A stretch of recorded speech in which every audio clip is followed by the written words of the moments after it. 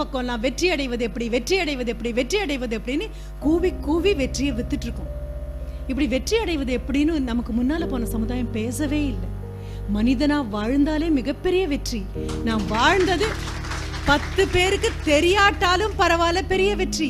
எனக்காக சிலையோ மாலையோ கைத்தட்டலோ இல்லாட்டாலும் யார் குடும்பத்துக்கும் எந்த துரோகமும் பண்ணாம, எந்த குடும்பத்துக்கும் எந்த விதமான துன்பமும் கொடுக்காம அமைதியா சந்தோஷமா வாழ்ந்தாலே வெற்றி அப்படின்னு நினைச்ச ஒரு வர்க்கம் உண்டு.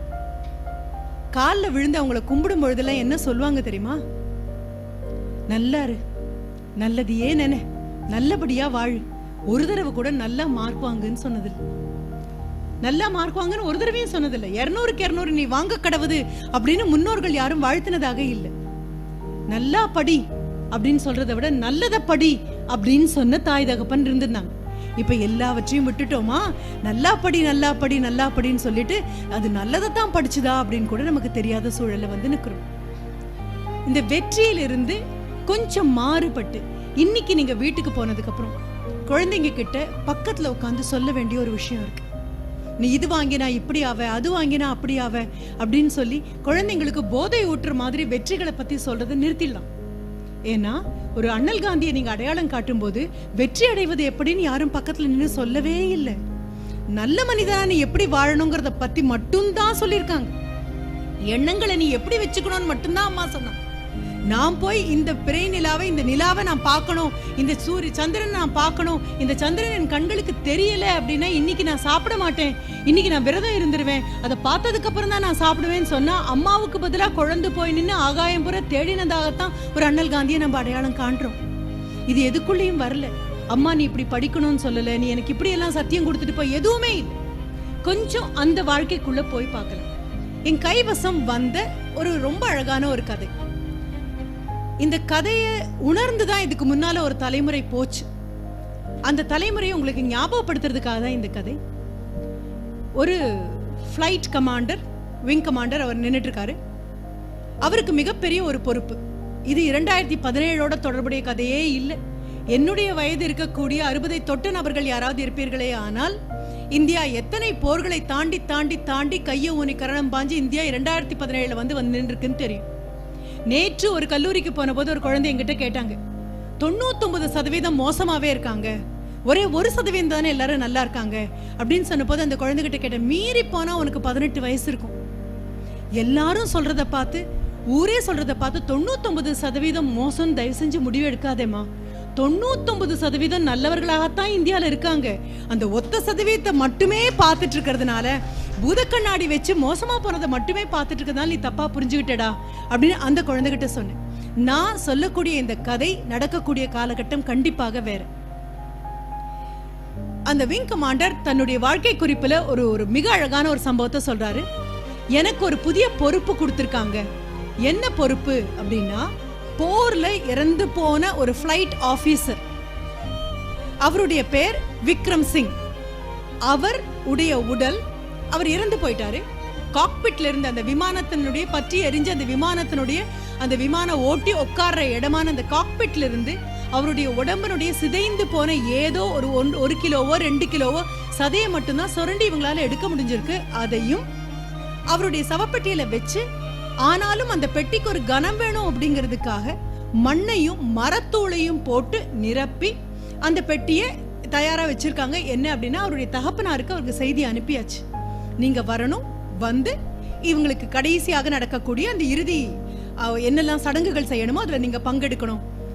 இதுவரைக்கும் இப்படி ஒரு செய்தியை சொல்லக்கூடிய மிக சோகமான சூழலுக்கு தள்ளப்படாத அந்த விங் கமாண்டர் முதல் முறையாக அந்த குடும்பத்தை சேர்ந்த ஒரு தகப்பன் கிட்ட மகன் இறந்து போன செய்தியை சொல்ல போறாரு.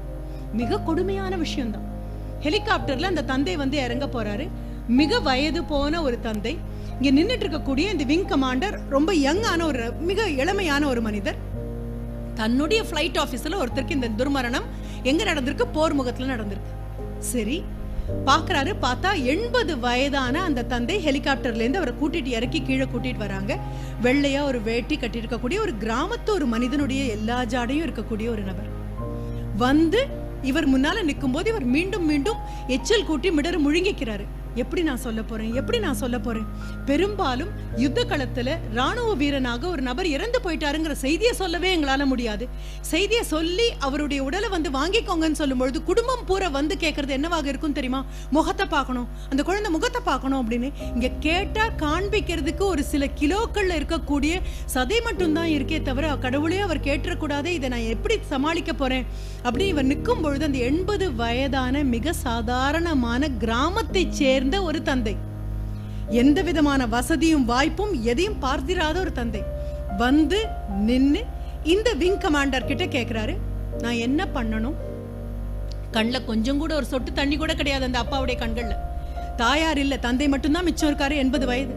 வந்து நின்னு கேக்குறாரு, நான் என்ன பண்ணணும்னு சொல்லுங்க, எங்க போகணும், என்னெல்லாம் நான் செய்ய வேண்டிய கடமைகள். இவருக்கு ஆச்சரியம் தாங்கல. இவ்வளவு குரல்ல எந்த விதமான சலனமோ வருத்தமோ எதுவும் இல்லாம கண்கள் உலர்ந்து போன நிலையில ஒரு 80 வயதான மனிதன், இறந்து போன மகனுடைய உடலை பத்தி கேட்க வந்த மனிதன் இப்படி கூட இவ்வளவு ஒரு வீரத்தோட பேச முடியுமான்னு. குரல்ல வீரமோ ஆவேசமோ இல்ல, மிக மென்மையான குரலாக இருக்கு. இன்னொன்னு கேட்கிறாரு, எனக்கு ஒரு சின்ன விண்ணப்பம், இன்று மாலை எனக்கு ஊருக்கு கொண்டு போய் எல்லாம் சவடக்கம் செய்யறதுக்கு ஒண்ணுமே யாரும் இல்லை, இங்கேயே தான் பண்ணணும். ஒரு மிலிட்டரியில நீங்க என்ன விதமான ஒரு ராணுவ முறைப்படி அவருக்கு மரியாதை கொடுத்து அவருடைய அடக்கம் செய்வீர்களோ அப்படியே, அதுல நான் என்ன செய்யணும்னு சொல்லுங்க. அதுக்கு அடுத்தது அவர் ரொம்ப அழகா சொல்றாரு, உங்களுடைய மிக நெருங்கிய நண்பனும் உங்களுடைய கீழே வேலை பார்த்த ஒரு ஆபீசரை நீங்க இழந்திருப்பீங்க, என்னுடைய குழந்தைய நான் இழந்திருக்கேன், இது 2 பேருக்குமே பொதுவான ஒரு சோகம். அடுத்தது என்னுடைய மகனுடைய நண்பர்களை நான் கண்டிப்பாக சந்திக்கணும். அதுக்கும் அடுத்தது இரவுல அவன் தங்கிய அறையில நான் தங்கணும், நாளை காலையில நான் திரும்பி போயிடுவேன், அவ்வளவேதான், எனக்கு சொல்றதுக்கு எதுவும் இல்லை. மிக இயல்பாக அந்த கடைசியாக ஒரு ராணுவ வீரனுக்கு என்னெல்லாம் மரியாதை கொடுக்கணுமோ அந்த மரியாதையை கொடுத்தாச்சு, அந்த அடக்கம் முடிஞ்சாச்சு. அப்பாவான இந்த 80 வயதான இந்த நபர் போய் அவருடைய தன் மகனுடைய எல்லா நண்பர்கள்கிட்டையும் பேசுறாரு. அந்த விக்ரம் சிங் அப்படின்னு சொல்லக்கூடிய விக்ரம் ராத்தோர் சிங், அதுதான் பேர், நான் கதையா சொல்லல, நடந்த சம்பவத்தை சொல்ல. அத்தனை பேர்கிட்டையும் பேசுறாரு, மகன் எப்படி இருந்தான்லாம் கேட்கிறாரு. இரவு இவருக்காக தனியாக ஒரு அறை வச்சிருக்காங்க. அப்போ அவர் சொல்றாரு, இல்ல அந்த பையன் என் மகன் இருந்த இடத்துக்கு நான் போறேன், போய் அன்று இரவு அங்கேயே இருக்காரு, அடுத்த நாள் காலையில வந்து நான் கிளம்புறேன், அவ்வளவே தான். அடுத்தது இவரை கூட்டிட்டு போய் பக்கத்துல இருக்கக்கூடிய சிவில் விமான நிலையம் அங்க இருக்கக்கூடிய இடத்துல கூட்டாச்சு. அவர் கிளம்பி போனதுக்கு அப்புறம் இந்த கதையை நம்ம கிட்ட சொல்லிட்டு வரக்கூடிய அந்த விங் கமாண்டர் தன்னுடைய மேல இருக்கக்கூடிய அதிகாரி கிட்ட போய் சொல்றாரு, நிஜமா இப்படி ஒரு மனிதரை நான் வாழ்க்கையில பார்த்ததில்லை, எத்தனை ஒத்திகை பார்த்தேன் தெரியுமா, இப்படி ஒரு தந்தை வந்து நிற்கும் போது நான் எப்படி பதில் பேச போறேன் ரொம்ப அச்சப்பட்டேன். ஆனா அந்த மனிதர் எந்த முகமாற்றமும் இல்லாம, எது பத்தியுமே கவலைப்படாம, இவ்வளவு கிளீனா இவ்வளவு அழகா சொல்லி முடிச்சுட்டு கிளம்பி போயிட்டாரு. அப்படிங்கும் பொழுது இந்த விங் கமாண்டருக்கும் மேலே இருக்கக்கூடிய அதிகாரி சொல்றாரு, நீங்கெல்லாம் போர்ல இருக்கக்கூடிய ஒரு பெரிய வீரனை தானே பார்த்திருப்பீங்க, இன்னைக்கு வந்திருந்து போன அந்த தந்தை பேர் என்னன்னு தெரியுமா? 80 வயதான அந்த மிக பாமரனாக இந்தியால எங்க இருக்காருன்னு கூட தெரியாத, நாம யாரும் கண்டுகொள்ளாம போகக்கூடிய அந்த மனிதர் பேரு லக்ஷ்மண் ராத்தோர் சிங். இதுதான் அந்த அப்பாவோட பேரு. ஆனா ரொம்ப நூதனமான போராளி அவர். என்ன காரணம் தெரியுமா? 3 மகன்களை பெற்றெடுத்தவர். முதல் மகன் கியான் சிங் அப்படின்னு பேரு. லடாக்ல, அதாவது நான் சொல்லக்கூடியது இந்தியாவுக்கும் சைனாவுக்கும் முதல்ல ஒரு போர் நடந்தது. இது எதுவுமே நமக்கு தெரியாது. வரலாறு அப்படின்னு நம்ம நினைக்கக்கூடியது எல்லாமே கோடிட்ட இடங்களை நிரப்பக்கூடிய வெறும் வார்த்தைகளாக மாறி போன துக்கம் தான் இந்த நாட்டினுடைய. அவருடைய முதல்ல எங்கன்னா லடாக்ல, அவருடையது 1962 வந்த போர்ல இறந்து போனது முதல் மகனான கியான் சிங். அடுத்தது 1965 இந்தியா பாகிஸ்தானுக்கான அடுத்த ஒரு யுத்தம். அப்படி வரும்போது அந்த முதல் யுத்தத்துல அந்த 2வது மகனான வீர் சிங் அவரும் போயாச்சு. இப்போ விக்ரம்னு சொல்லக்கூடிய 3வது மகன் 1971 வந்த, நம்ம எல்லாருக்குமே தெரிஞ்சிருக்கும், எங்க வயதுள்ள பங்களாதேஷ் பிறக்கிறதுக்கான அந்த ஆயத்தத்துல இருந்த ஒன்று. யாஹ்யா கான்கிற பேர் கூட நீங்க கேள்விப்பட்டிருக்கலாம். 3வது மகனையும் இழந்துட்டாரு. ஆனா ஒரு வார்த்தை சொல்லல, புலம்பி அழல, யார்கிட்டையும் எதுவும் சொல்லல. நீங்க யோசிச்சு பாருங்க, நடிகர்களுக்கும் நடிகைகளுக்கும் பாட்டு எழுதுறவங்களுக்கும் மெட்டமைக்கிறவங்களுக்கும் இவர்களுக்கெல்லாம் இந்தியா இந்த விருது கொடுக்கணும், அந்த விருது கொடுக்கணும், அந்த விருது கொடுக்கணும், இந்த விருது கொடுக்கணும் அப்படின்னு நீங்களும் நானும் போட்டியிட்டு கையெழுத்துக்கள் போட்டு அனுப்பக்கூடிய நம்ம நாட்டுல ஏதோ ஒரு கிராமத்துல ஏதோ ஒரு மூலையில 3 குழந்தைகளையும் உங்களுக்காகவும் எனக்காகவும் நீங்களும் நானும் இந்த அறையில அமைதியா உட்கார்ந்து ஒரு பேச்சை கேட்கணுங்கிறதுக்காக ஏதோ ஒரு தகப்பன் இழக்க தயாராக இருக்கும் பொழுது, அப்படிப்பட்ட தகப்பன் ஊட்டி வளர்க்கக்கூடிய வீரமும், அப்படிப்பட்ட தகப்பனோடு அவன் மனைவியாக இருந்த அந்த தாயாரும் வீரம் ஊட்டி வளர்த்தா அங்க குடும்ப உறவுகள் ஆணித்தரமாக ஆழமாக வேர்பாய்ச்சும். நீங்க எங்கிட்ட என்ன எதிர்பார்த்தீங்க, நான் உங்களை எங்க கூட்டிட்டு போறேன்னு யோசிச்சு பாருங்க. சொல்வாங்க, ஜப்பான்ல ஒரு குழந்தைய ஒரு அம்மா அடிக்கும் பொழுதெல்லாம் ஒரே ஒரு வரி சொல்லி சொல்லி அடிப்பாங்களாம். ஜப்பானுடைய பிரஜையா இருந்துட்டு உன்னால எப்படி இப்படி செய்ய போச்சு, ஜப்பானியனா இருந்து உன்னால எப்படி இப்படி செய்ய போச்சு. இப்ப திரும்பி வருவோம். என் குழந்தை என்கிட்ட அம்மான்னு பார்க்காம என்கிட்ட எகிரி எகிரி சண்டை போடுது, மதிக்கவே மாட்டேங்கிறான் என் பையன், எனக்கு நான் என்ன சொன்னாலும் கேட்க மாட்டேங்கிறான் அப்படின்னு புலம்புறதை நிறுத்தலாம். அதற்கு ஒரு வயசு இருக்கு, அதை நான் சரின்னு சொல்லல. 13, 14, 15, 16, 17 இந்த வயதுக்குள்ள மீண்டும் நீங்க யாராவது போவீங்களான்னு உங்களை கேட்டா நீங்க போவீங்களோ எனக்கு தெரியாது. என்ன போவியான்னு கேட்டா நான் இந்த விளையாட்டுக்கு வரலன்னு ஓடி வந்துடுவேன். ஏன்னா அவ்வளவு அபாயகரமான ஒரு உலகத்தை உருவாக்கி குழந்தைங்க கிட்ட கொடுத்துருக்கோம். நாட்டை பத்தி நம்ம குழந்தைகிட்ட நம்ம பேசுறது இல்லை, வீட்டை பத்தி நம்ம குழந்தைகிட்ட நம்ம பேசுறது இல்லை, தகப்பன் பட்ட பாடுகளை பத்தி நம்ம பேசுறது இல்லை. தகப்பனுடைய தகப்பனோ தாயாருடைய தகப்பனோ குடும்பத்துல இருந்த பெரியவங்கள்லாம் எப்படியெல்லாம் வாழ்ந்தாங்கன்னு சொன்னதில்லை. ஏன், அவர்களுடைய பெயர் என்னன்னு கூட நம்ம குழந்தைக்கு நம்ம அறிமுகப்படுத்துறது இல்லை. ஒரு காலத்துல தாத்தாவுடைய பேரை பேரனுக்கும் பாட்டியுடைய பேரை பேத்திக்கும் வச்ச காலங்கள் உண்டு. அதை வாயை சொல்லி கூப்பிட கூச்சப்பட்டுக்கிட்டு ஏதோ ஒரு சின்ன பேரை சொல்லி அந்த குழந்தைங்களை விழித்ததெல்லாம் உண்டு. இவங்க ஜாடையிலேயே இருக்காங்களே, அவங்க ஜாடையிலேயே இருக்காங்களேன்னு தூக்கி தூக்கி தோல்ல வச்சு தெய்வம் மாதிரி பெரியவங்களெல்லாம் கொண்டாடின காலம் உண்டு. என்ன எங்க வழி தவறி போச்சுன்னு தெரியாது. இதே நாட்டில இருந்துதான், இதே நம்ம கிட்ட இருந்துதான் ஒரு 50 வருடங்களுக்கு முன்னால அவ்வளோ பெரிய பேராளுமை பெற்ற தலைவர்கள் எல்லாம் இங்கிருந்து தான் வந்தாங்க. வானத்துல இருந்து ஆண்டவன் தூக்கி போடல, இங்கிருந்தே தான் வந்தாங்க. இதே மண்ணுக்குள்ள இருந்தே தான் வந்தாங்க, நமக்கு நடுவுல இருந்தே தான் வந்தாங்க. திடீர்னு அத்தனை பேரும் காணாம போயிட்டாங்கன்னு நமக்கு என்ன ஆச்சுன்னு தான் நம்ம இப்ப பார்க்க ஆரம்பிக்கணும். ஆமாம், 13, 14, 15 இருந்து 18, 19 வயது வரைக்கும் கையை பிடிச்சா பிடிபடாம நழுவக்கூடிய குழந்தைகள் தான். நீங்க செய்ய வேண்டிய உதவி 13 வயசுல அந்த குழந்தைக்கு நீங்க இந்த குழந்தைய மாத்தி எடுக்கணும் அப்படின்னு பேராசைக்குள்ள இறங்குறதுக்கு முன்னால ஒண்ணு புரிஞ்சுக்கோங்க. எப்பவும் என் கூட இருக்கக்கூடிய ஆசிரியர்கள் கிட்ட நான் சொல்லக்கூடியது, ஜெர்மனில தான் ஆசிரியர்களுக்கு இணையாக வேற யாருக்குமே அங்க சம்பளம் கிடையாதான். The most paid people in Germany happen to be teachers. ஆசிரியர்களுக்கு தான் அதிகமான சம்பளம். மருத்துவர்களும் பொறியியல் வல்லுநர்களும் விவசாயத்துல விஞ்ஞானிகளாக இருக்கக்கூடியவங்க அத்தனை பேரும் அதற்கு ஒரு ரெப்ரசன்டேஷன் கொடுத்தாங்க. எங்களுக்கும் ஆசிரியர்களுக்கு சமமாக வேணும் அப்படின்னு கேட்டபோது பதில் என்ன வந்துதான் தெரியுமா?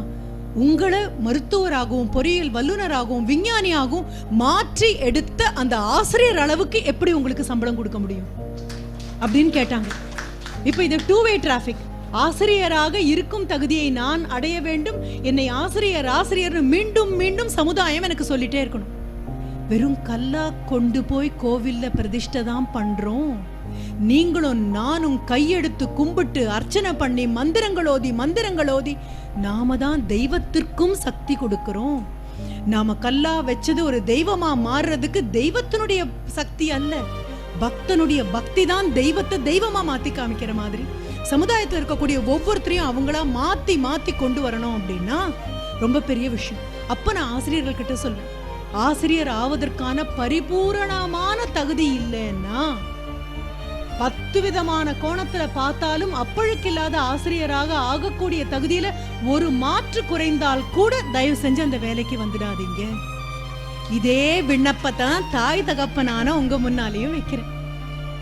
கணவன் மனைவியா இருக்கிறதுக்கு ஒன்றும் பெரிய கஷ்டம் இல்லைப்பா. ஒத்து போறது பாதி நாட்கள், சண்டை போடுறது மீதி நாட்கள் உண்டு. ஆமாம், நம்ம உடம்புலயே சொந்த அம்மா தான், தாய்மையை நம்ம கொண்டாடுறோம், எல்லாம் அழகா தான் இருக்கு. ஆனாலும் முதல் 3 மாசம் வயிற்றுக்குள்ள வந்த கருவை அந்த அம்மாவுடைய உடம்பு ஒத்துக்காது.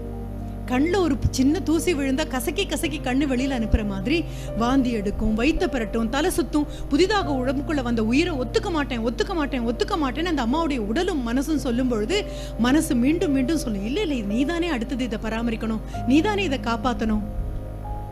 பிறக்கிறது வெறும் குழந்தை மட்டும் இல்லை. நாங்க அப்படிதான் நினைச்சிட்டு இருக்கோம்.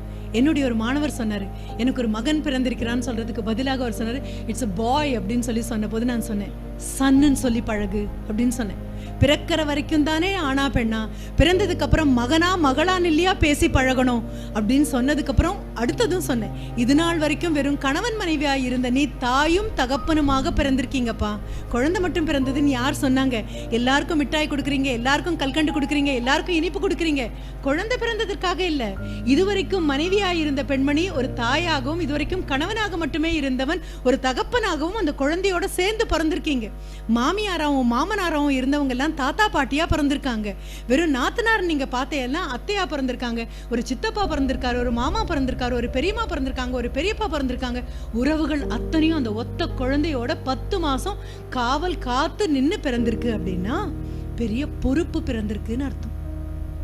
விலங்குகளாகட்டும், செடி கொடிகளாகட்டும், இல்ல பறவைகளாகட்டும், யாரும் இந்த பொறுப்பை தட்டி கழிக்கவே இல்லை. கணவன் மனைவியா 1000 ஆசாபாசங்கள் நமக்குள்ள இருக்கலாம். கணவன் மனைவியா நமக்குள்ள கருத்து வேறுபாடுகள் 1000 இருக்கலாம். என்னதான் ஈருடல் ஓருயிர் அப்படிங்கிற வசனம் காதுக்கு இனிமையாக இருந்தாலும் பல நேரங்களில் நம்ப முடியாத சூழலாகவும் நமக்கு மாறலாம். 2 பேர்னா 2 பேர்னு தான் அர்த்தம்.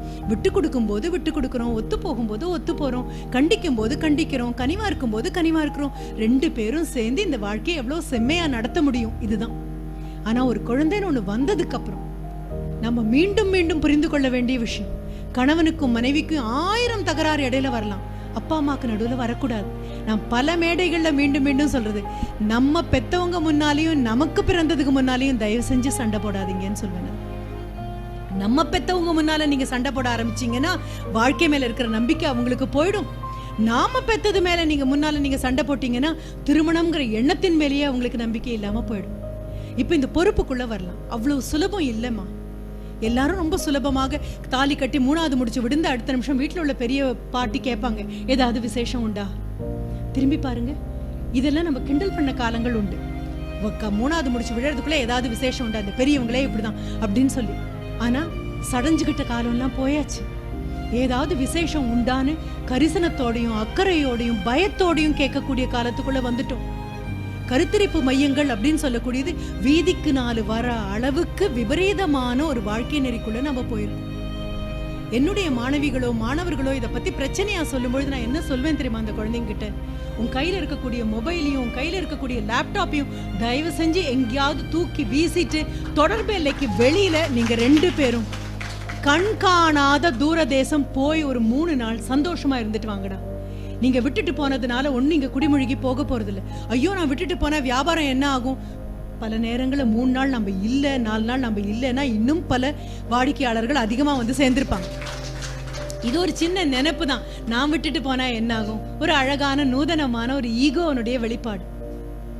மிக இயல்பாக ரொம்ப சுலபமாக குழந்தைங்க இப்ப இறங்கிடுறாங்க. இந்த ஒரு பத்திரிகை கொடுத்து திரும்புறதுக்குள்ள அடுத்த நிமிஷம் விவாகரத்துன்னு இறங்குறாங்க. கல்வி கொடுத்தாச்சு, நம்ம இத்தனை பெண்களுக்கு கல்வி கொடுத்துட்டோம். ஒரு தனி பெண்ணுக்கு கல்வி கொடுத்தோம் அப்படின்னா குடும்பமே கல்வி கற்ற மாதிரி, ஆணுக்கு கல்வி கொடுத்தால் ஆண் மட்டுமே, பெண்ணுக்கு கொடுத்தால் குடும்பமே கற்றது அப்படின்னு சொன்னதை நம்பினோம். இத்தனை பெண்களுக்கு கொடுத்துருக்கோம். ஆனாலும் எல்லாரும் அச்சத்தோட வாழறோம். எல்லாருக்குள்ளேயும் ஒரு பயம், எந்த நம்பிக்கையும் யாருக்குள்ளேயும் இருக்கிற மாதிரி தெரியல அப்படின்னா கொஞ்சம் வந்த பாதையை மீண்டும் பார்க்கணும். நான் சொன்னேன் இல்லையா, 3 குழந்தைகளை கொடுத்து நாட்டுக்கு கொடுத்துட்டு மௌனமா திரும்பி போன தகப்பன்கள் எல்லாம் வாழ்ந்த நாடு இது. அப்போ என்ன பண்ணணும்? நாம ஒரு சாதாரண மனிதனாக என் மனதில் 1000 ஆசைகள் இருக்கலாம், ஆனா தகப்பனாக அதற்கு எனக்கு எந்த விதமான அனுமதியும் கிடையாது. சொல்வாங்க நம்மளுடைய உபநிடதங்கள்ல ரொம்ப அழகாக வருமா, யார் முன்னால எதெல்லாம் செய்யக்கூடாது அப்படின்னு சொல்லிட்டு. ஒரு ஆசிரியர் பார்க்க இதெல்லாம் செய்யக்கூடாது, அப்பா அம்மா பார்க்கும்போது இதெல்லாம் செய்யக்கூடாது, நண்பன் முன்னால இதெல்லாம் செய்யக்கூடாது, ஊர் பெரியவர்கள் முன்னால இதெல்லாம் செய்யக்கூடாது, கணவன் முன்னால செய்யக்கூடாதது, மனைவி முன்னால செய்யக்கூடாதுன்னு சொல்லிட்டே வந்து யாரும் இல்லாமல் அந்தரங்கமாக நான் மட்டும் இருக்கும் பொழுது கூட நான் செய்யக்கூடாததுன்னு ஒரு பெரிய கேட்டலாக். அப்படி மீண்டும் மீண்டும் சொல்லி வளர்த்த நாடு இது. இப்ப நம்ம திரும்புறோம், ஆவேசமா திரும்பி போறோம், கைய மிஞ்சி எதுவும் நடக்கலன்னு நம்பி போறோம். தவம் பண்ணி வீட்டுக்குள்ள வந்தது குழந்தைகள். எப்படி நம்ம உருவாக்கி வச்சிருக்கோம்? என் குழந்தைக்கு நான் தங்கத்தால செருப்பு போடலாம், என் குழந்தைக்கு முள்ளு கிழிச்சாம உடம்பு பூரா ஒரு கவசத்தை பூட்டி விடலாம். ஆனாலும் குப்பையும் கூளமும் கல்லும் முள்ளும் மண்டி இருக்கக்கூடிய சாலையில தானே என் குழந்தையும் இறக்கி விட்டாகணும்.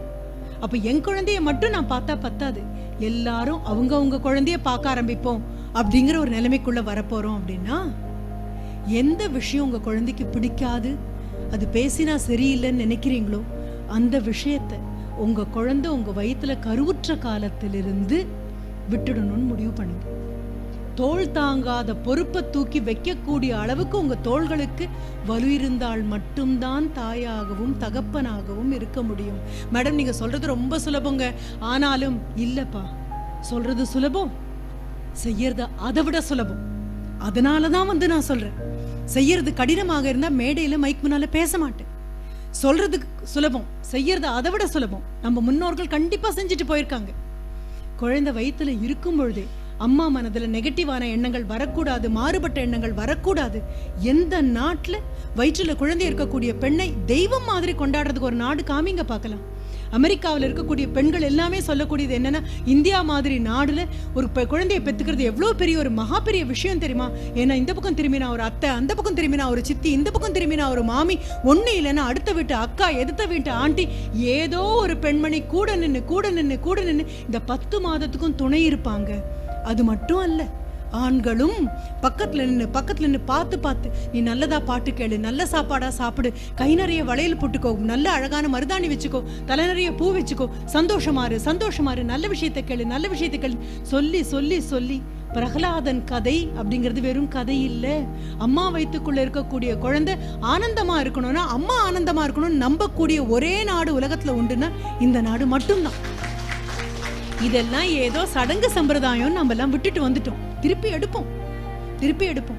ஒரு கர்ப்பமான ஒரு பெண்மணி பஸ்ல ஏறாங்க அப்படின்னு சொன்னா ஒருத்தர் இல்ல எழுந்திருச்சு இடம் கொடுக்கணும், அத்தனை பேருமே எழுந்திருக்கணும். என்ன காரணம் தெரியுமா? அடுத்த தலைமுறையை தேர்ந்தெடுத்து வயிற்றுல சுமக்கக்கூடிய பெரிய பொறுப்புள்ள ஒரு பிரஜை இந்த பேருந்துல ஏறி இருக்காங்கன்னு அர்த்தம். யாரால முடியும்? ஏதோ ரேஷன்ல வாங்கின சர்க்கரையும் இல்ல அரிசியும் தூக்கிட்டு மூட்டை மாதிரி ஏறிட்டு வருதா? உயிர் துடிப்புள்ள ஒரு ஜீவனை வயிற்றுக்குள்ள ஒரு பெண்மணி தூக்கிட்டு இருக்காங்க அப்படின்னு சொன்னா சமுதாயமே அவளுக்கு மரியாதை கொடுக்கணும்னு முன்னால போன சமுதாயம் சொல்லி காமிச்சது. இல்லைன்னா தெய்வத்தை தாயுமானவன் அப்படின்னு லிஸ்ட்ல சேர்க்க மாட்டோம். தாயுமானவன் ஆண்டவனையே அம்மாவா மாத்தி காமிச்ச நாடு. இனி கொண்டாடலாம், நாம் ஒவ்வொரு விஷயத்தையும் கொண்டாடலாம். கணவனாக இருக்கிறது எப்படி, மனைவியாக இருக்கிறது எப்படின்னு பள்ளிக்கூடம் போய் பாடம் எடுக்க வேண்டிய தேவையில்லை. அவங்கவுங்க அப்பாவும் அம்மாவும் வாழக்கூடிய அழகான வாழ்க்கையை பார்த்தாலே உங்களுக்கு புரியும். 18 வயசுல உங்களுக்கு புரியாத அப்பாவை 28 வயசுல புரியும். எங்க அப்பா நிஜமாவே ரொம்ப கஷ்டப்பட்டு தான் என்ன மேல கொண்டு வந்திருப்பாரு. எங்க அம்மா வாயை திறந்து சொன்னதில்லை. ஒருவேளை நான் தூங்குனதுக்கு அப்புறம் 2 பேரும் உட்காந்து பேசியிருப்பாங்களோ என்னமோ. எப்படித்தான் வளர்த்தாங்களோ தெரியாது, எப்படித்தான் என் கோவத்தை சகிச்சாங்களோ தெரியாது. திரும்பி பாருங்க, வாழக்கூடிய புத்தகங்களா வீட்டில் இருக்கக்கூடிய பெரியவர்களை பக்கம் பக்கமா புரட்டி பார்த்தீங்கன்னா எல்லா ரகசியங்களும் உங்களுக்கு தெரியும். இது புரிஞ்சு 5 வயதாகும் போது கூட நீங்க என்ன வார்த்தை சொல்றீங்களோ அதுதாம்மா உங்க குழந்தைங்க பேசும். நான் எப்பவும் சொல்லுவேன், குழந்தை கெட்ட வார்த்தை பேசாது, கேட்ட வார்த்தை தான் பேசும். குழந்தை முன்னால வெறும் கண்ணாடி மாதிரி தான் நீங்க சொல்லக்கூடிய அத்தனை வார்த்தையும் உங்க குழந்தை சொல்லும். குழந்தைகளுக்காக நமக்குன்னு ஒரு டிவி சேனல் கிடையாது. குழந்தைகள் பார்க்கறதுக்காக 1000 டிவி சேனல் இருக்கலாம். ஒரே ஒரு நாள் உட்கார்ந்து அதுல வரக்கூடிய வார்த்தை அவங்களை பார்த்தீங்கன்னா, அந்த வார்த்தை வன்முறைகளை பார்த்தீங்கன்னா, தாயும் தகப்பனையும் அந்த குழந்தைங்க கேவலப்படுத்துற மாதிரி வார்த்தைகளை பார்த்தோன்னா இதையா நம்ம குழந்தைங்க பார்க்க போகுதுன்னு புரிஞ்சுப்பீங்க. எனக்கு முன்னால போன எங்க அப்பாவும் அம்மாவும் என்ன வாழ்க்கை நான் வாழணும்னு பார்த்து வளர்த்தாங்க. ஏதாவது ஒரு சின்ன பிரச்சனை வரும்போது, சின்ன குழந்தை உள்ள பார்க்கலாம், பெரியவங்க பேசுற இடத்துல உனக்கு என்ன வேலை அப்படின்னு சொன்னாங்க. ஆனா நாம என்ன பண்ணுவோம் தெரியுமா? யாராவது வந்தாங்க அப்படின்னா, படிக்கணும்ல, நாளைக்கு டெஸ்ட் தானே, ஓடு, இதுதான் நாம விரட்டிட்டு இருக்கிறது. உள்ள அனுப்பிட்டு அவங்க 2 பேரும் பேசியிருப்பாங்க. பாட்டியோ தாத்தாவோ இது பெருசு, இந்த வார்த்தைகள் எல்லாம் எங்க அம்மா தன்னுடைய மாமியாரை குறித்தோ எங்க அப்பா தன்னுடைய பேசி நான் கேட்டதில்லை. மிக மிக மிக கேவலமான ஒரு நகைச்சுவை மாதிரி எல்லாரும் பேச நாம எல்லாம் பொறுத்துட்டு இருக்கோம். என்னை விட வயசுல பெரிய என்னுடைய மாமனாரையோ என்னுடைய அப்பாவையோ எனக்கு தெரிந்த வயதில் பெரியவரையோ யாராவது பெருசுன்னா நான் துடிச்சு போயிடுவேங்கிறதுனால வேற யாரையும் பெருசுன்னு சொல்ல மாட்டேன். என்ன காரணம்னா, நான் பெருசுன்னு கிண்டல் பண்ணக்கூடிய நபர் யாருக்கோ தகப்பன், யாருக்கோ சித்தப்பா, யாருக்கோ பெரியப்பா, யாருக்கோ மாமா. அப்படி இருக்கும் பட்சத்தில் நாம தான் வார்த்தைகளை புழக்கத்துல விட்டோம், நாம தான் கேவலமான வார்த்தைகளை விட்டோம், நாம தான் நகைச்சுவை அப்படிங்கிற பேர்ல தகாத எல்லாவற்றையும் ஏற்றுக்கொண்டோம், நாம தான் எல்லாரும் பார்க்க என் தலை ஒரு குப்பை தொட்டின்னு அறிமுகப்படுத்திக்கிட்டோம். தேவையில்லாத அத்தனையும் கொண்டு வந்து கொட்டுறதுக்கான குப்பை தொட்டின்னு. இப்ப என்ன பண்ண போறோம்? இனி குப்பை தொட்டி அல்லனா 5 வயது குழந்தை என்ன பேசணுமோ அது வீட்டுல இருக்கிற எல்லாரும் பேசும். 5 வயது குழந்தைக்கு என்னெல்லாம் வேண்டாமோ அது வீட்டுல இருக்கிற யாருக்கும் வேண்டாம். அப்படிதான் இருந்தது, அப்படிதான் பாட்டி இருந்தாங்க, அப்படிதான் தாத்தா இருந்தாங்க. 10 வயதா, 5லேருந்து 10 இன்னும் கொஞ்சம் கடினமானது. நீங்களும் நானும் குழந்தைய எப்படி வளர்த்தாலும் குழந்தை பள்ளிக்கூடம் போகும்பொழுது 10 பேருக்கு நடுவுல போய் நிற்கும் போது உங்களுக்கும் எனக்கும் தெரியாத எல்லா வார்த்தைகளும் வரும். அதனாலதான் நான் தொடங்கும் போது சொன்னேன், ஊர் கூடி தேர் இழுக்கிறது. ஒருத்தர் பண்ணி பத்தாது, எல்லாரும் எடுக்க போறோம். அத்தனை பேரும் கையில எடுத்துக்க போறோம். கேவலமான வார்த்தைகளோ, சொல்லத்தகாத வார்த்தைகளோ, காதுக்கு விருப்பம் இல்லாத வார்த்தைகளோ, அநாகரிகமான வார்த்தைகளையோ என் குழந்தை கேட்காது. கேட்கிற மாதிரி சூழல என் குழந்தை வளரக்கூடாது அப்படின்னா எல்லா தாய் தகப்பனும் அதையே கிளியை சொல்லுவாங்க. ஒரு கிளியினுடைய 2 முட்டைகளை, ஒரு முட்டையை கொண்டு போய் ஒரு முனிவர் வீட்லையும் இன்னொன்னு ஒரு கசாப்பு கடையிலையும் வச்சாங்க. முட்டைகள்ல இருந்து அந்த குஞ்சுகள் வெளியில வந்ததுக்கு அப்புறம் கசாப்பு கடையில வளர்ந்த குஞ்சு வெட்டு கொத்து கொல்லுன்னு சொல்லிட்டு இருந்தது. முனிவர் வீட்டுல இருந்தது, வாங்க உட்காருங்க, என்ன சாப்பிட்டீங்கன்னு கேட்டது. கிளிகள் தான் எதை கேக்குதோ, எதை பார்க்குதோ, எது பரிச்சயப்படுதோ அதுவே தான். வீட்டை மாத்துங்க. வீட்டுக்குள்ள இருக்கிற எல்லாரும் எல்லார்கிட்டையும் இனிமையா பேசுங்க. நீங்க 2 பேர் வீட்டுல சண்டை போடும்போது பாத்தீங்கன்னா விளையாடிட்டு இருக்கிற குழந்தை அமைதியாயிடும். திரும்பி பார்த்தீங்கன்னா உங்க 2 பேரை மட்டுமே பார்த்துட்டு இருக்கும். சில சமயம் ரொம்ப பயமா இருக்கும் அந்த குழந்தைக்கு. உள்ளங்கையில் இருக்கிற ரேகையை அழிக்கிற மாதிரி குமிஞ்சு தன் கையை தேய்ச்சிட்டு உட்காந்துட்டு இருக்கும். நான் பார்த்துருக்கேன். என்னுடைய மாணவர்களை நிறைய பேர் வகுப்புல ஆசிரியர் பாடம் எடுக்கும் பொழுது தலையை குமிஞ்சிட்டு உள்ளங்கையை தேய்ச்சிட்டு உட்காந்துருப்பாங்க. திருப்பி என்னுடைய அறைக்கு போனதுக்கு அப்புறம் அந்த குழந்தைகளை நான் கூப்பிட்டது உண்டு. என்ன பிரச்சனை அப்படின்னா பெரும்பாலும் அவங்க சொல்லக்கூடியது மிகப்பெரிய நடுக்கம். பேயோ பிசாசோ பணப்பிரச்சனையோ எதுவுமே பயம் கிடையாது. தாயும் தகப்பனும் கண் முன்னால சண்டை போடும் பொழுது குழந்தைகள் அத்தான நாடியும் சப்த நாடியும் ஒடுங்கி போய் உள்ளுக்குள்ள நடுங்கி போய் உட்கார்ந்துடுறாங்க. எத்தனை ஒரு நூதனமான வன்முறை தெரியுமா? திரும்பி பாருங்க. Your children play an audience to you. உங்களுடைய ஆடியன்ஸ் அங்க உங்க குழந்தைங்க உட்கார்ந்துருக்காங்க. அவ்வளோ ஒன்றும் பெரிய வெறுப்பு இல்லைப்பா. அந்த ஒரு நிமிடம் எல்லார் வீட்லையும் காலையில் 8:30 மணிக்கு குருட்சேத்திரம் தான். எந்த வீடு நல்லா இருக்கு? எல்லார் வீட்லையும் காலையில் 8:30 மணிக்கு ஒன்னால நான் கிட்ட, என்னால நீ கிட்ட, அவ்வளவே தான். ஆனா மாலையில திரும்பி வரும்போது எல்லாம் தெய்வங்களாகவும் தேவதைகளாகவும் தேவர்களாகவும் திரும்பி வருவோம். காலையில என்னமோ பேசிட்டேன், விடுமா, விடு விடு அப்படின்னு அந்த 8:30 மணி குரல் ஓங்கி காதுலையும் மூக்கிலையும் புகை வந்து சத்தம் வரக்கூடிய அந்த சூழல ஒரு நிமிஷம், இதுவே மாலையில 6 மணியா இருந்தா எப்படி இருக்கும்னு யோசிச்சு பாருங்க. மனித மனசு தானே, இயல்பு தானே, விட்டுட்டு போ. ஏன்னா நாவினால் சுட்ட வடு தாங்காது. எங்கேயாவது ராணம் குழந்தைங்க பார்த்ததுன்னா ரொம்ப கஷ்டப்படும். 10 வயது வரைக்கும் தாக்கு பிடிச்சிட்டிங்களா, அதுக்கப்புறம் வழுக்குப்பாறை தான். 11, 12, 13, 14, 18, 20 தொடர வரைக்கும் அப்பாக்களுக்கிட்ட எல்லாம் சின்ன விண்ணப்பம். அந்த வயசை தாண்டி வரக்கூடிய மகன்கள் எல்லாம் அம்மாக்கள் தான் எல்லான்னு சொன்னாலும் அம்மாக்கள் அப்பாக்கள் கிட்ட அந்தரங்கமாக சில நேரங்கள்ல சில விஷயங்களை சொல்லணும். நான் சொன்னா அவனுக்கு புரியாது. என்னதான் அவன் அம்மாவே ஆனாலும் 10-12 வயசான பையனுக்கு நீங்க பக்கத்துல நின்று சொன்னா ஒரு ஆணுக்கு ஆண் சொல்லும் பொழுது இன்னும் அழகா புரியும். என் கையை நான் இனிமே விட்டுடுறேன், தயவு செஞ்சு உங்க கையை பிடிச்சுக்க சொல்றீங்களா அப்படின்னு வீட்டுல சொல்லி பழகுங்க. இது என் பையன் அம்மா இழுக்கிற வரைக்கும் என்ன தலைகீழ நின்னாலும் அம்மாவால் அன்பு கொடுக்க முடியுமே தவிர அப்பாவோட கனிவும் கண்டிப்பும் சேர்ந்த ஒரு நன்னடத்தைய அம்மாவால கொடுக்கறதுங்கிறது 100% முடியாது. அதுவேதான் அப்பாக்களுக்கும். நம்ம மகதான் அது கால் தரையில பட்டுதுன்னா ஐயோ புண்ணாயிடுமே, தோல்ல வச்சா ஐயோ புண்ணாயிடுமேன்னு பார்த்து தலையை தூக்கி வளர்த்த தகப்பன் தான். ஆனாலும் 10 வயது தாண்டி 11 வயது என் குழந்தைக்கு ஆயிடுச்சு அப்படின்னா உங்க விரல்ல இருந்து உங்களை இறுக்கி பிடிச்சிட்டு இருக்கக்கூடிய உங்க பெண் குழந்தையோட விரல ஒத்தொத்தையா அவசரமா பிக்கவே வேண்டாம். மெதுவா நிதானமா பூ விரிக்கிற மாதிரி எதழா எடுத்து கொண்டு போய் அம்மா கையில இறுக்கி பிடிச்சிட்டு இனி அம்மா சொல்றதை கேட்பியான். அப்பா பார்த்துட்டே இருக்கேன், சரி அப்பாக்கள் கிட்ட மறுபடியும் வரேன். 12லிருந்து 18 எல்லாம் தாண்டி தான் வந்திருக்கோம். சின்ன அறையாக இருக்கிறதுனால அத்தனை பேரும் ஒரு குடும்பம் நம்ம ஒத்துக்கிட்டு தொடங்கிட்டு இருக்கிறதுனால இதுல அந்தரங்கங்கள் சத்தியமா கிடையாது. அந்தரங்கம் இல்லை இல்லையா? இப்ப சொல்ல 12லிருந்து ஒரு 18 வயதுக்குள்ள பெண் குழந்தைங்க பெரியவங்கன்னா கண்ணுக்கு தெரியும்பா. ஒரு பெண் பெரிய குழந்தைய ஆயிட்டான்னு பார்த்தா தெரியும், வளர்ச்சியை பார்த்தா தெரியும். ஆனா அதே மாதிரி ஒரு வழுக்கு பாறையில சறுக்கக்கூடிய வழியில தான் ஆண் குழந்தைகளும் போறாங்க. நாம கவனிக்கிறது இல்லை. பார்க்க யாரோ ஒரு 10 வருஷம் கழிச்சு பார்த்தா அடடா என்ன இப்படி வளர்ந்துச்சா, மீசையெல்லாம் வந்துருச்சு. திடீர்னு ஒரு நாள்ல இதெல்லாம் சம்பவிக்கல. ஒத்தொத்த நாளா இந்த நேரம் தான் ஆண் குழந்தைங்களுடைய மிக பலவீனமான நேரம். தந்தைகள் தயவு செஞ்சு பக்கத்துல போய் நில்லுங்க. தோளை இறுக்கி பிடிச்சுக்கோங்க. பயப்படாதே, அப்பா கூட இருக்கேன்னு சொல்லுங்க. எதுக்கு பயப்படாதேன்னு கூட நீங்க சொல்ல வேண்டாம். நான் படித்த ஒரு ரொம்ப அழகான சுவாரஸ்யமான ஒரு விஷயம், மிகப்பெரிய ஒரு எழுத்தாளர், அவருடைய மகன் அவர் கூட ஒரு கோவில்ல குளத்துக்கிட்ட இருந்து திரும்பி வரும்போது அந்த பையன் அண்ணாந்து பார்த்து அப்பா கிட்ட சொல்றான், இனி நான் வரலப்பா கோவிலுக்கு. ஏன்பா? இல்லப்பா, எல்லா பெண்களும் குளிச்சுட்டு எல்லாரும் வராங்க, எனக்கு அவங்களெல்லாம் பார்க்கும்போது மனசுல என்னெல்லாமோ தோணுதுப்பா, நான் வரலப்பா இனிமே அப்படின்னு. அந்த 13-14 வயது மகன். யார் இதெல்லாம் கடந்து வரல? நம்ம அத்தனை பேரும் கடந்து வந்திருக்கோம், ஆனா மறந்து போயிடும். அப்போ அந்த அப்பா, அந்த படைப்பாளர், அந்த எழுத்தாளர் குமிஞ்சு பையன்கிட்ட சொன்னதாக அந்த மகன் பின்னால சொல்றாரு, பயப்படாதே, 14, 15, 16 வயசுலாம் இப்படிதான் இருக்கும், அப்பா கூட இருக்கேன்ல, தைரியமாவா, தாண்டி வந்துடலாம். சொல்லுங்க, எத்தனை பேரால அவர் மகன்கிட்ட 8th standard, 7th standard, 9th standard இந்த குழந்தைங்க ரொம்ப பலவீனமான கண்ணி. அம்மாக்கு தெரியும், ஆண் குழந்தையோட முகத்தை பார்த்தா தெரியும், அதனுடைய கூச்சத்தை பார்த்தா தெரியும், அதனுடைய தயக்கத்தை பார்த்தா தெரியும். ஆனா தெரிஞ்சும் தெரியாம நடிக்கிறத விட்டுடலாம். நீங்களும் நானும் தெரிஞ்சும் தெரியாம இருக்கிற மாதிரி நடிக்கும் போதுதான் ஊடகங்களும் புத்தகங்களும் திரைப்படங்களும் நீங்களும் நானும் ஆக்கிரமிக்க வேண்டிய இடத்துல அவை வந்து ஆக்கிரமிச்சு குழந்தைங்களுக்கு என்னெல்லாம் தேவையில்லையோ அது அத்தனையும் அவங்க தலையில கொண்டு போய் கொட்டுறாங்க. 13 வயதும் 14 வயதும் 15 வயதும் ஆன குழந்தை கேவலமான பாடல் எழுத முடியும்னு நினைக்கிறீங்க? கேவலமான திரைப்படங்கள் எடுக்கிறாங்களா?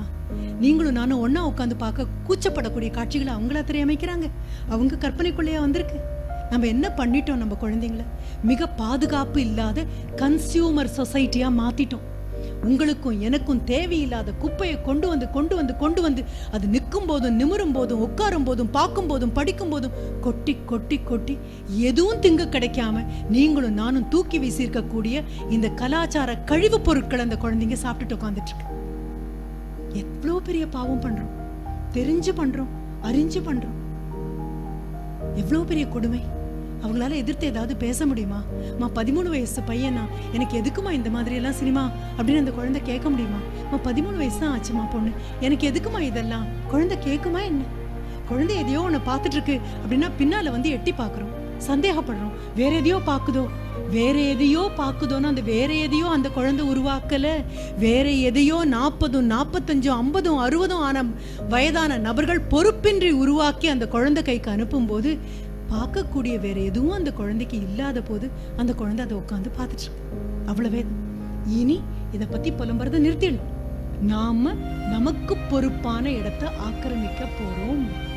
அப்பா அப்படின்னு சொன்னா குழந்தை பிறந்த நிமிடத்திலிருந்து விரலை விட்டு விலகி நாளைக்கு தைரியமா காலை ஊனி சாலையில அதுவே நடக்கிற வரைக்கும். எது மாதிரி? குழந்தைக்கு சைக்கிள் ஓட்ட சொல்லி கொடுக்கும் போது எவ்வளவு கவனமா இருக்கீங்க. ஹேண்டில் பாரை பிடிச்சுக்கிறீங்க, பின்னால பிடிச்சுக்கிறீங்க, பெடலை ஒழுங்கா பண்ண சொல்றீங்க. குரங்கு பெடல் போடும்போது இப்படிதான் இருக்கும், பயப்படாதேன்னு சொல்றீங்க. ஒரு மரத்து பக்கத்துல போய் நின்று சாஞ்சோ, செவுத்து பக்கத்துல நின்று போய் சாஞ்சோ நின்று இறங்கி குழந்தை சைக்கிள்ல இருந்து இறங்கும் போது அப்படிதான் இருக்கும், பயப்படாதே அப்படின்னு சொல்றீங்க. கூடவே ஓடி வரீங்க, எல்லாம் பண்றீங்க. தூரத்துல நின்று பாக்குறீங்க. அப்பா பிடிச்சிட்டு இருக்கீங்களாப்பா, அப்பா பிடிச்சிட்டு இருக்கீங்களாப்பா அப்படின்னு கேட்டா பிடிச்சிட்டு இருக்கேன் அப்படின்னு ஒரு அழகான பொய்ய சொல்லிட்டு கையை விட்டுட்டு நிக்கிறீங்க. 2 தடவை குழந்தை விழுவான். விழுந்த உடனே அம்மா வீட்டுக்குள்ள இருந்து ஐயோ அப்படிம்பாங்க. அப்பா கொஞ்சம் பேசாம அப்படிம்பாரு. என்ன அப்படின்னா, விழ தெரியறவனுக்கு மட்டும்தான் எழுந்திருக்கவும் தெரியும். என் குழந்தை 4 தடவை விழுந்தா எழுந்திருக்கும். என் குழந்தைய நான் தள்ளிவிட சொல்லல, ஆனா ஐயோ விழுதேன் குறுக்க நீங்க பாஞ்சு உங்க குழந்தைக்கு விழக்கூடிய அனுபவத்தை கூட கொடுக்காம தட்டி பறிச்சிட்டீங்கன்னு வைங்க, நாளைக்கு அதுக்கு காலும் கையும் சறுக்குன்னு அடுத்த நிமிஷமே மிரண்டு போயிடும். சின்ன சின்ன ஏமாற்றங்களை கொடுங்க, சின்ன தோல்விகளை கொடுங்க. இன்னைக்கு வாங்கி தரேன் அப்படின்னு சொல்லிட்டு அப்பா யோசிச்சு பார்த்தேன்டா, இப்போ உனக்கு தேவையில்லைன்னு தோணுது, வேணா 1 வாரம் கழிச்சு கொடுக்கட்டுமா? காத்துட்டு இருக்கிற சுகம் என்னன்னு அந்த குழந்தைக்கு சொல்லி கொடுங்க. உடனடியா நம்ம என்ன டிபார்ட்மெண்டல் ஸ்டோரா கையை நீட்டு அடுத்த நிமிஷம் இந்தான்னு எடுத்து கொடுக்கறதுக்கு? கொஞ்சம் பொறுத்துக்கிட்டும், கொஞ்சம் ஏமாறட்டும், கொஞ்சம் அழட்டும், கொஞ்சம் உங்க தோல்ல சாஞ்சு அப்பா அப்பா அப்பா அப்பான்னு நச்சட்டும். இதெல்லாம் நடந்ததுக்கு அப்புறம் எப்போ குழந்தைக்கு தயார் நிலை வருதோ அப்போ தாயும் தகப்பனுமா அதை கொடுக்குறோம். நீங்களும் நானும் சொல்ல வேண்டிய அறிவுரையை நாம சொல்ல தவறும் போது அதுக்கு வேற என்ன சொல்றோம்? நான் ஏதாவது சொல்லி என் குழந்தை ஏதாவது பண்ணிட்டா, நம்ம ஒரு நாளும் ஏதாவது சொல்ல மாட்டோம், நம்ம குழந்தைய ஏதாவது பண்ணாது.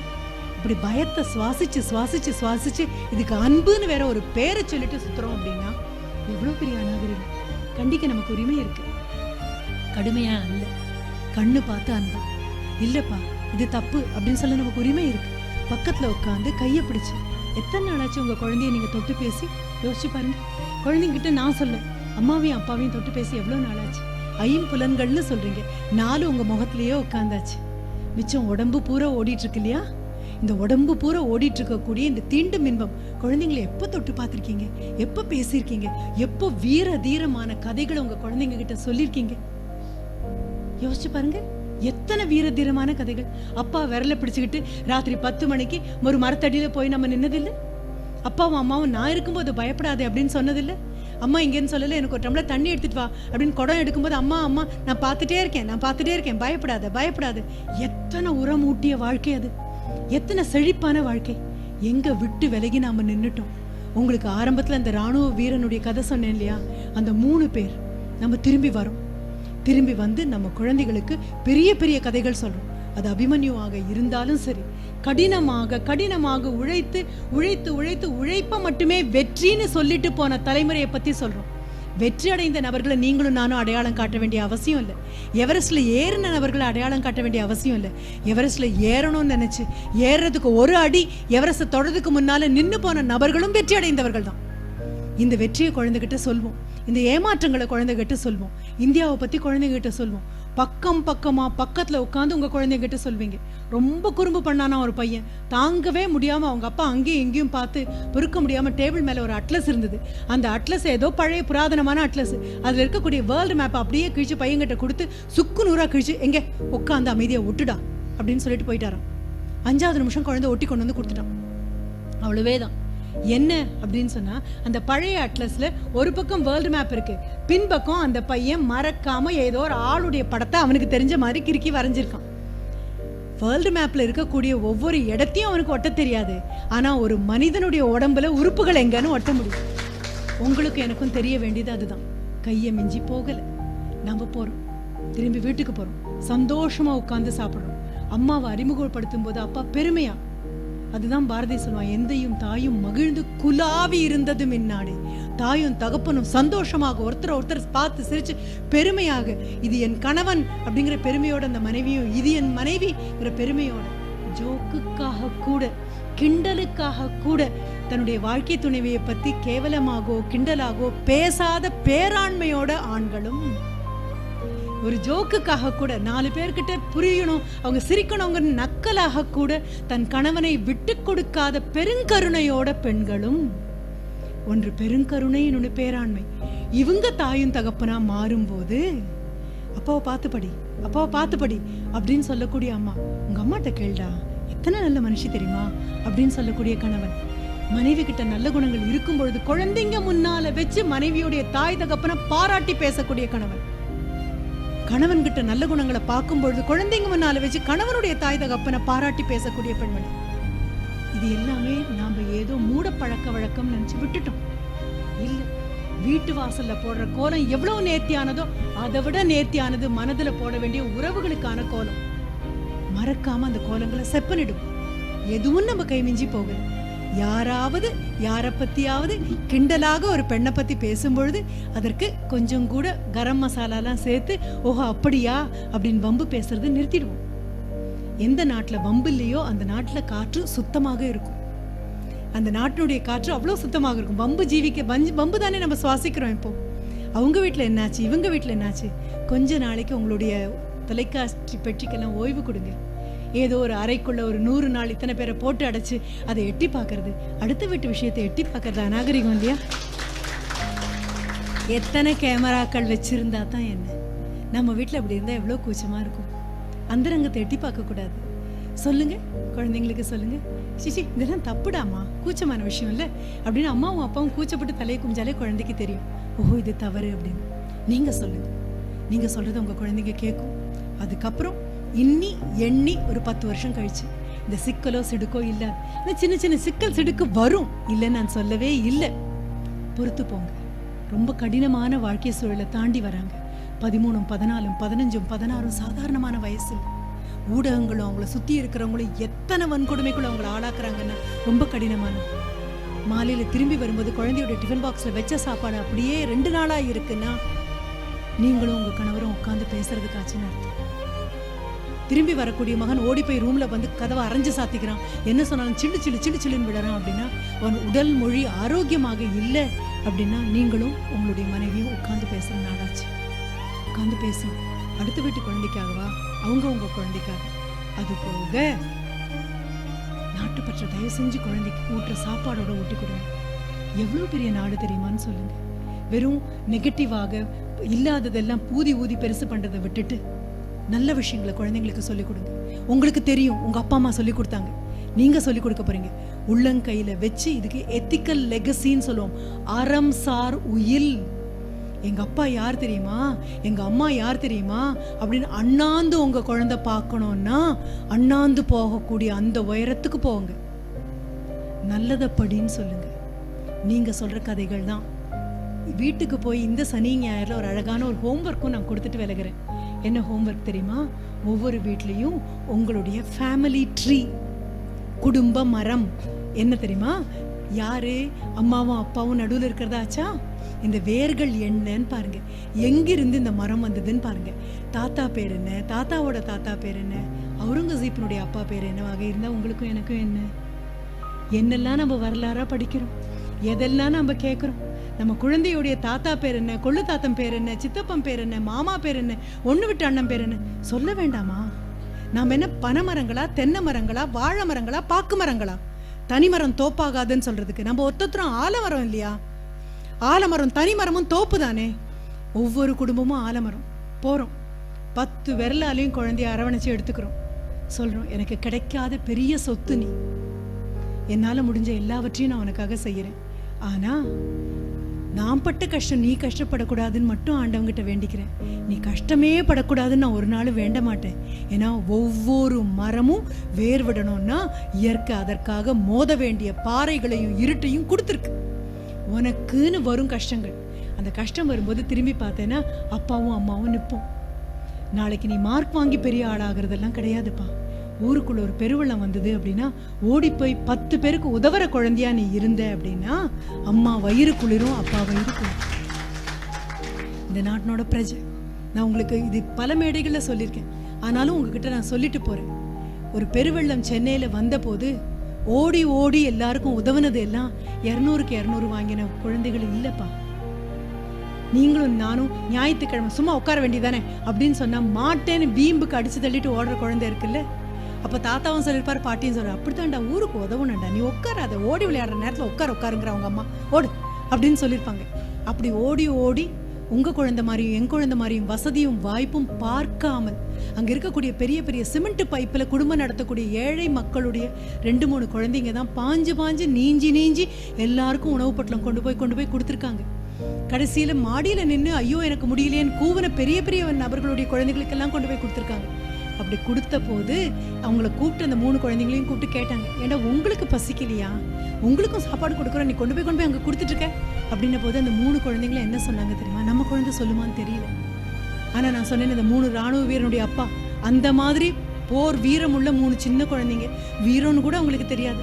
அந்த குழந்தைங்க சொன்னது, எங்களுக்கெல்லாம் பசி பழக்கம், அவனுக்கெல்லாம் பசி தாங்க மாட்டானுங்க, ஆனால் அதான் கொண்டு போய் கொடுத்துட்டு இருக்கேன். சொல்லுங்க, உங்க குழந்தைங்கள கூட்டிட்டு போங்க, உங்க குழந்தைங்கள உணவு வேஸ்ட் பண்ணக்கூடாதுன்னு சொல்லுங்க. தயவு செஞ்சு இது மறுபடியும் நான் சொல்றேன், பிறந்த நாள் சந்தோஷமா கொண்டாடுங்க, ஆனா ஆர்ஃபனேஜுங்கிற அனாதை இல்லத்துல தயவு செஞ்சு போய் கொண்டாடாதீங்க. புரிஞ்சுக்கோங்க, அங்க இருக்கக்கூடிய குழந்தைகளுக்கு பிறந்த நாளும் கிடையாது, கொண்டாட பெற்றவர்களும் கிடையாது. நீங்களும் நானும் கொண்டாடி முடிச்சு திரும்பி வரும்பொழுது குழந்தைங்களுக்கெல்லாம் சாப்பாடு கொடுத்தோன்னு பெருமிதம் இருக்கலாம்.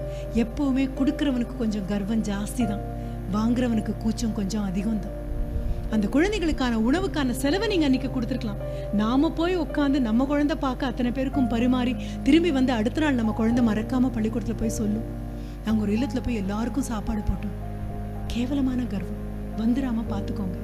சரி, அதுக்கு அடுத்து என்ன பண்ணணும்? நாம் மிக நுணுக்கமான விஷயம், இதெல்லாம் தெரியாம தானே நம்ம பண்றோம், அறியாம தானே போய் பண்றோம். என் குழந்தை பிறந்த நாளைக்கு எல்லாருக்கும் சாப்பாடு போட்டேன், இதை விட பெரிய சாப்பாடு போட்ட நாட்டுல இருக்கோம் நாம. ஏதோ இப்ப எண்ணி பார்த்து இல்லங்களுக்கு போயிட்டு இருக்கோம்.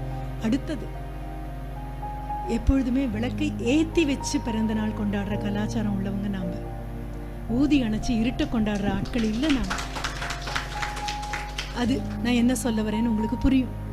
அதுக்கும் அடுத்தது, குழந்தைக்கு பிறந்த நாள் அப்படின்னா உட்கார வச்சு வீட்டில் இருக்கிறவங்க எல்லாம் அதுக்கு தலையில அரிசி போட்டு ஆசீர்வாதம் பண்ணி, அடுத்த வீட்டாண்டி பக்கத்து வீட்டாண்டி அம்மா அப்பா தெரிஞ்ச அத்தனை பேரும் தலையில அரிசி போட்டு ஆசீர்வாதம் பண்ணுவாங்க. மிக அழகான கலாச்சாரம். குழந்தை எல்லார் காலையும் தொடும், எல்லாரும் சேர்ந்து ஆசீர்வதிப்போம். எந்த காரியத்திற்காகவும் காலத்தொடல அந்த குழந்தை நம்ம அத்தனை பேர் அனுபவத்தையும் ஆனந்தத்தையும் வச்சு வாழ்வாங்கு வாழணும்னு நம்ம ஆசீர்வதிப்போம். அடுத்தது கோவில் ஒரு பூஜையாக இருக்கலாம், அல்லது நீங்க சர்ச்சுக்கு போறீங்களா அங்க ஒரு பூஜையாக இருக்கலாம். குழந்தைக்காக நமாஸ் அதிகமாக நம்ம இன்னும் 2 தடவை கூட தொழுகை பண்ணலாம்.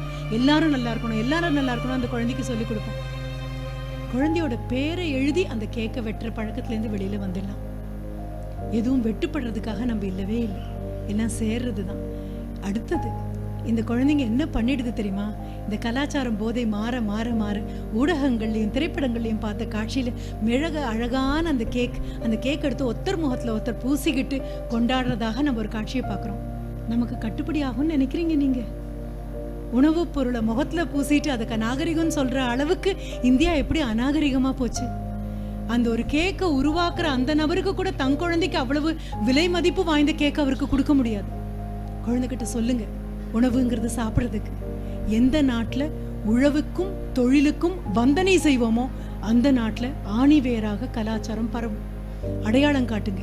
நீங்களும் நானும் சந்தோஷமா இருக்கிறதுக்காக ஊர் எல்லையில எல்லை காவல் தெய்வங்கள் மாதிரி யார் பெத்த பையனோ, யாருடைய கணவனோ, யாருடைய காதலனோ, யாருடைய மகனோ, யாருடைய சித்தப்பாவோ, யாருடைய பெரியப்பாவோ எல்லை தெய்வங்கள் மாதிரி மதுரை வீரன் சாமி மாதிரி உட்கார்ந்து இருக்கிறதுல தாண்டா நாமெல்லாம் வீட்டுக்குள்ள சந்தோஷமா இருக்கும். அறிமுகப்படுத்துங்க. காவல்துறையை அப்படி அறிமுகப்படுத்துங்க. ஒவ்வொருத்தரையும் பெருமையா அறிமுகப்படுத்துங்க. யாரையும் கீழ்த்தரமா பேசி மட்டும் சொல்லிடாதீங்க. அதே மாதிரி குழந்தைகிட்ட அரிசி எங்கிருந்து வருதுன்னு கேளுங்க. டிபார்ட்மெண்டல் ஸ்டோர்ல இருந்து வருதுன்னு சொல்லக்கூடாது. உழவுனா என்னன்னு தெரியணும், சேருனா என்னன்னு தெரியணும், கால் புதஞ்சு அதுல இறங்குறதுனா என்னன்னு தெரியணும். உழவன் கணக்கு பார்த்தா உழக்கு நெல்லு கூட அவன் வீட்டுக்கு மிஞ்சாதுங்கிற கணக்கு குழந்தைக்கு தெரியணும். ஆரோக்கியமா வழங்கப்பா. அதற்கப்புறம் நம்ம ஆர்ப்பாட்டங்கள் எதுவுமே தேவையில்லாம போயிடும். நிதானமா திரும்பி போகலாம், அரவணைச்சுக்கலாம். கிடைச்ச இந்த வாழ்க்கையை கொண்டாடி வாழலாம். எல்லா தினங்களுமே கொண்டாட்ட தினங்களாக இருக்கும். எல்லா தினங்களுமே அனுபவ தினங்களாக இருக்கும். எல்லா தினங்களுமே சந்தோஷமான தினங்களாக இருக்கும். நன்றி, வணக்கம்.